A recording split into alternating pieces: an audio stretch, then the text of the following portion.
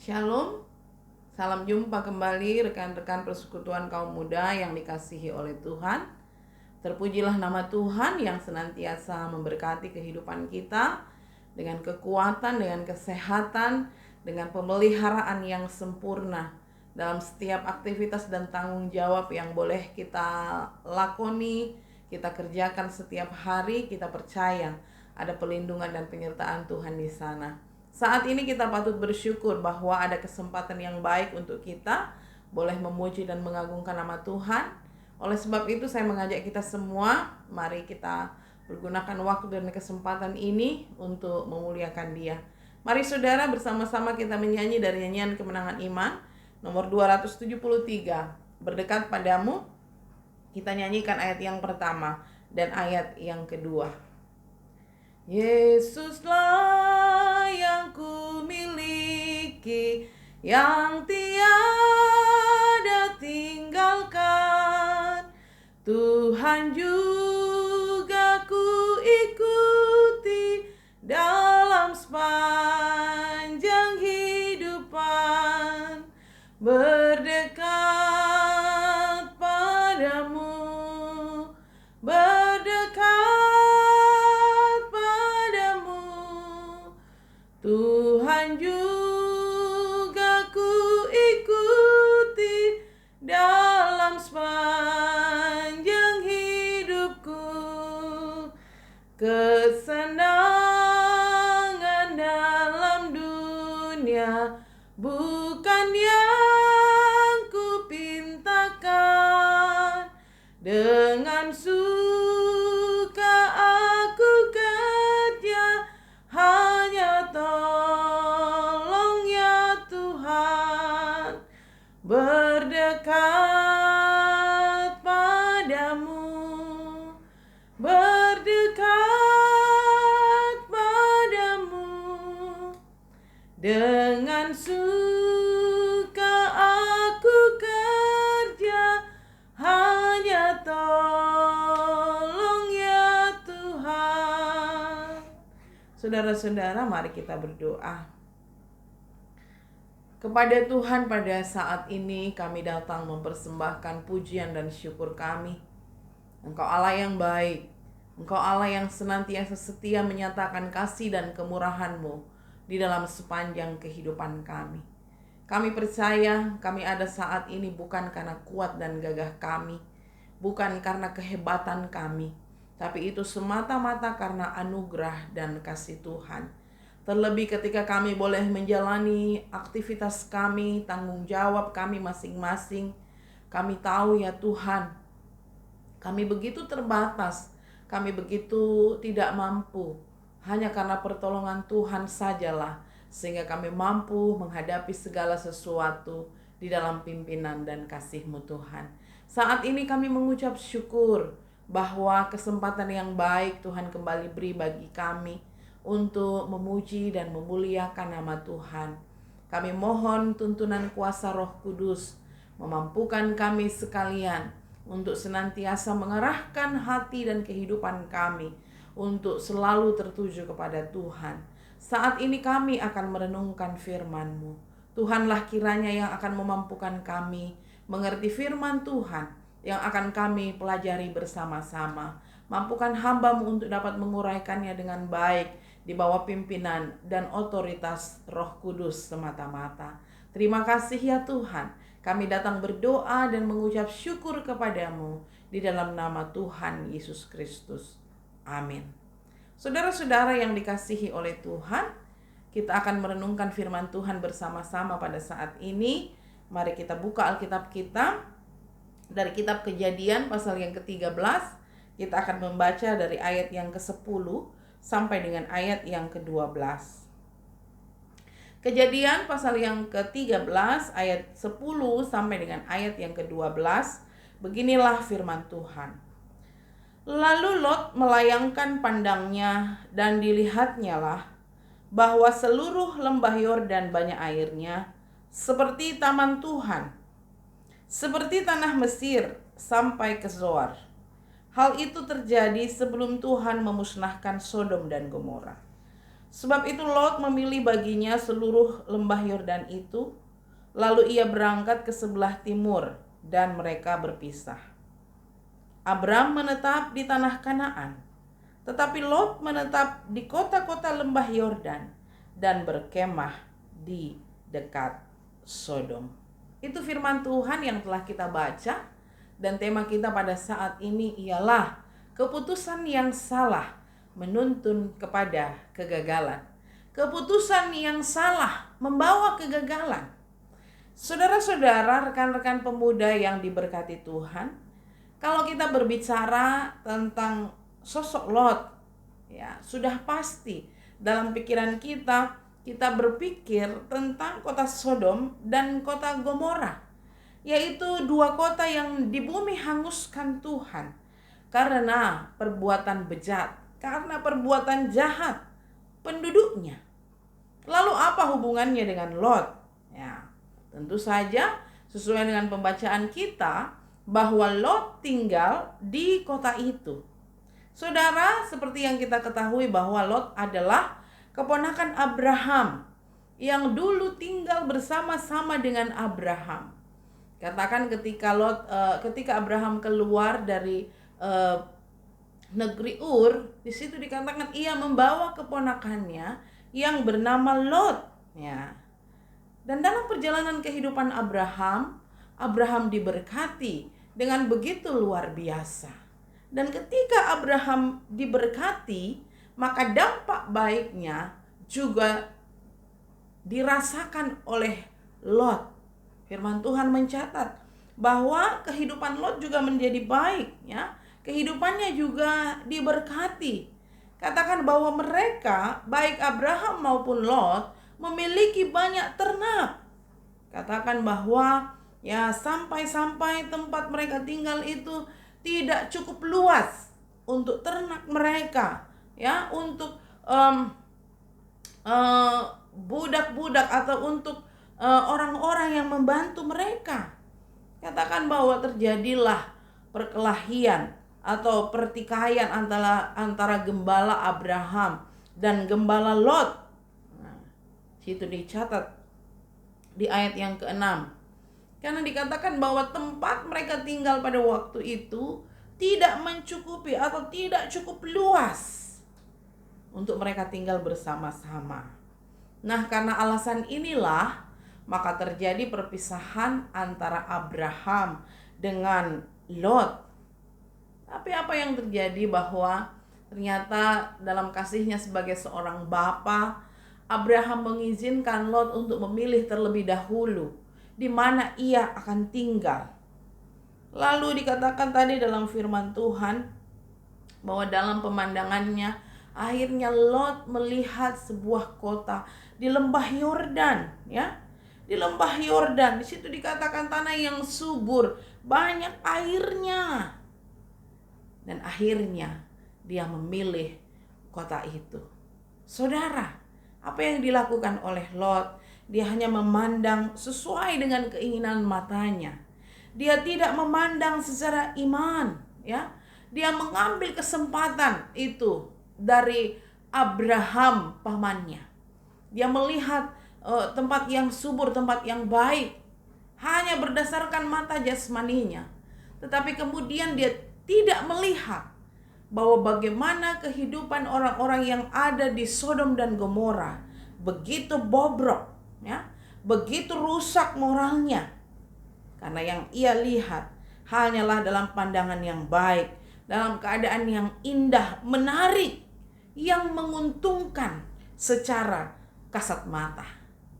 Bisa dikatakan bahwa fokus Lot adalah untuk kepuasan dirinya sendiri dan tidak mempedulikan orang lain, tidak mempedulikan pamannya, bahkan tidak mempedulikan Tuhan di dalam kehidupannya.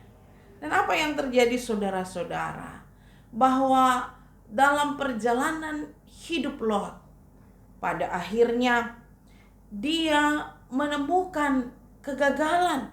Dia tidak menyangka atau dia tidak mencapai keberhasilan yang sesungguhnya. Mengapa demikian? Sebab ternyata tinggal di Sodom dan di Gomora adalah sebuah awal malapetaka baginya dan seluruh keluarganya. Selain itu, ia kehilangan hubungan dekat dengan Abraham, pamannya. Saudara-saudara yang kekasih di dalam Tuhan, apa yang dipandang baik oleh Lot, apa yang dipikir baik oleh Lot, apa yang dianggap sebagai keputusan yang terbaik baginya, ternyata membawa kehancuran dalam hidupnya, membawa kegagalan, membawa sebuah hal yang sama sekali tidak diinginkan di dalam kehidupannya. Tetapi inilah yang terjadi, bahwa apa yang dianggap baik selama ini ternyata membawa kegagalan di dalam hidupnya. Saudara-saudara yang dikasihi oleh Tuhan, firman Tuhan dalam Matius 6 ayat 33 di situ dikatakan, "Tetapi carilah dahulu kerajaan Allah dan kebenarannya, maka semuanya itu akan ditambahkan kepadamu." Inilah yang telah diabaikan oleh Lot. Ia lebih memikirkan kesenangan duniawi daripada mengutamakan perkara-perkara rohani.